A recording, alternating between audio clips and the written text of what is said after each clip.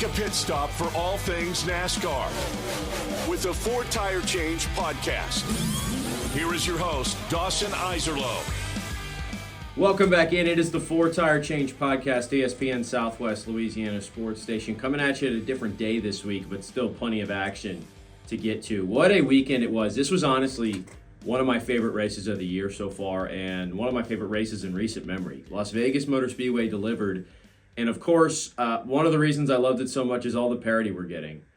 You know, let's get right into it. Josh Berry gets the win, his first career win in the NASCAR Cup Series. What a start for him with the Wood brothers. I mean, really just changing our expectations for that team right away. And I want to talk about that too, but it's interesting to me, right? When we had this next-gen car, what was the first thing we talked about? Look at all the parity. 16 different winners, right? No playoff spots for points. It's all about who's winning races because everybody's winning races. You know, you're getting all your power teams, of course, are winning one, but then you're going to jump out and have some new teams get in the winner's circle as well. And that's slowly faded, right? And last year we saw a lot more multi-winners. We saw guys like William Byron and Kyle Larson and Christopher Bell have multiple wins. This year to start, Christopher Bell wins 3 in a row. And so we're like, all right, well, this is going to be one of those years, and I even said as much. I thought we were going to have a couple guys that win 5-6 races, including Christopher Bell, who already has, you know, a bit of a head start on everybody else. And so you go to Las Vegas, the first traditional, regular old mile-and-a-half track of the season, and I think the expectation was, all right, well, Hendrick and Gibbs and Penske, and we'll see who else is somewhat fast, maybe 23-11, but, like, it's going to be those cars. And lo and behold, who wins the race other than the Wood brothers? And you had a car like Daniel Suarez, who was maybe the next best contender, who had a chance to win that thing if the cautions would have fallen just right. He just didn't have the short run speed. And so now it's got me rethinking this whole process, because you also have cars like, you know, Carson Hocevar, who's running consistently up front. And there's just so much mixing and matching right now. I love it, and I hope it stays that way, because I think it's better for the sport when you have different cars, different drivers in the mix. And, you know, it's interesting, too. You look at the standings. I'm not going to do a full standings deep dive yet, but there's like 1 through 7 or 8 in the standings are all the guys you'd expect, right? It's your Christopher Bells, your Tyler Reddicks, your Kyle Larsons, your William Byrons, etc. But then right after that, you just have a big mixture. You've got guys like Michael McDowell still in the top 16. You've got guys like Ross Chastain, who's battled some slow starts. You know, you've had cars that are not in the front right now. Like Ty Gibbs is second to last in points of championship contending drivers right now. He's had a horrible start to the season in that Joe Gibbs number 54. And I can't fully explain it. But the point is, we thought, or at least I thought, maybe the parity was gone. And maybe this will be the exception instead of the rule. We're going to go to Homestead this weekend, which we'll talk about later on. And maybe we're going to find out, oh, okay, here comes everybody else who we thought was going to be up there consistently. But the fact that we got this moment for Wood Brothers and for, again, other cars that were in the mix that had a chance to win this race, I thought it was awesome. So kudos to that.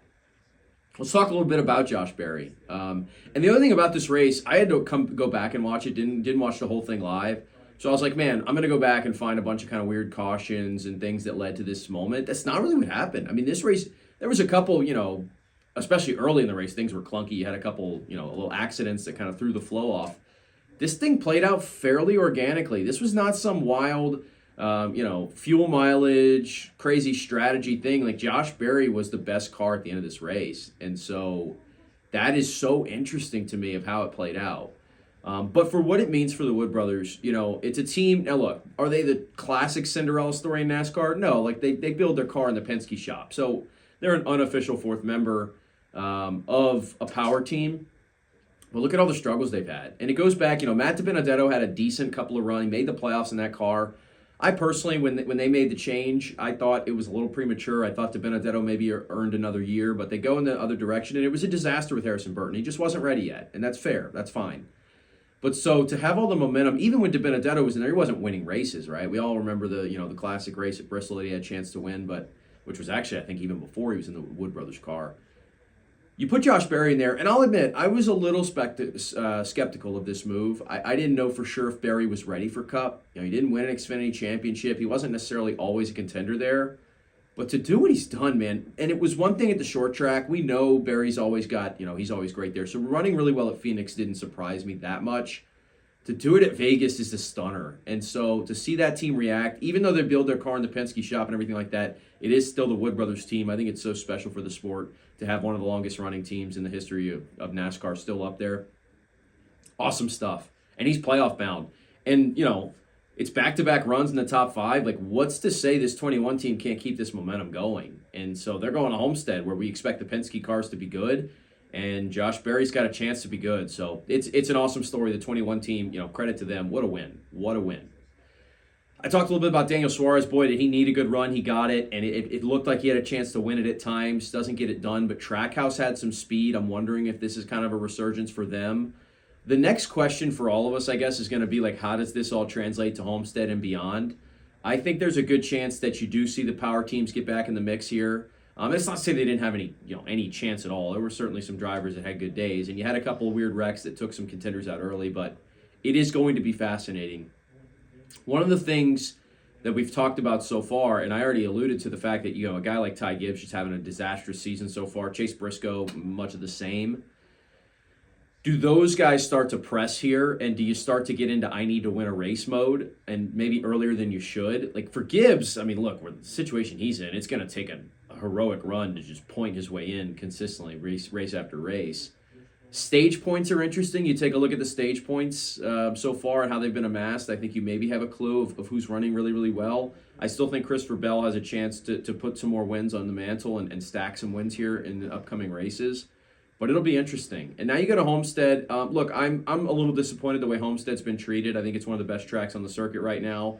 I know that video surfaced this week going back to when Tyler Reddick made the pass around Blaney on the outside to win and book his ticket to the championship. Like, that was an unforgettable race. And I expect us to have more of the same there. It's just so good with the next-gen car. As far as who's going to be up front, like I said, I really do feel like we're going to start to get a resurgence here. So I'm tempted to just pick somebody who's usually up there. But how about let's have a little fun. I'll go with Trackhouse because of the momentum they've got. I'll go with Ross Chastain. Give me the number 1 car this week. Kind of putting some things together. Felt like they showed some signs. Like I said, Suarez was up there and around it. Chastain had a good run as well. Maybe they can get it done. I am fascinated to see how Front Row continues to progress. Like I said, Michael McDowell, what's interesting? He is, I believe, 14th in points right now. He has no top 10 finishes. But what is he doing? He's maximizing the car every week, like he always does. That's why I was so enamored with McDowell in the 34 car. And I said Front Row. I just meant to say Spire because I'm thinking of McDowell's previous ride. To see how Spire's momentum still stacks up here at this portion of the season. Because Hocevar and McDowell both have a chance, man, to keep stacking good finishes. I'll be looking forward to seeing what they do.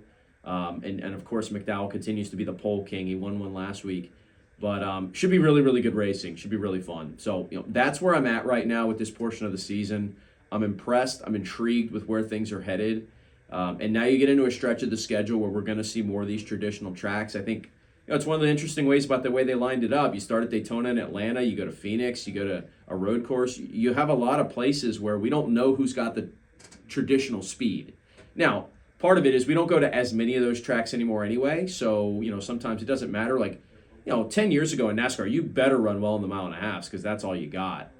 You mix in a couple road courses, a couple super speedways, and it's nothing but mile and a halves. We have progressed away from that a little bit. But now we're at a stretch where I do think you're going to start to see some of that traditional speed really be king. So how much of what we saw at Vegas was like, okay, maybe not everybody has their notes together. Maybe some of the bigger teams kind of swung and missed. Maybe a couple of those contending cars were some of the ones that got caught up in that early race, conundrums and the early race stuff that kind of threw things off the rails a bit. That's all in play and that's all possible. But I am really fascinated by the concept and the idea that we could have some real parity in the mix this season. And a car like Josh Berry has a chance to continue to progress. I'm really fascinated to see what Trackhouse, what Spire, what Front Row, what all the non-4-car teams are able to do. And we'll see. We'll see how it progresses. That'll do it for this week's episode of 4 Tire Change. Remember, we'll be back next week. We'll continue to recap everything every week here in the NASCAR Cup Series. Go ahead and like, comment, subscribe, and we'll keep things rolling.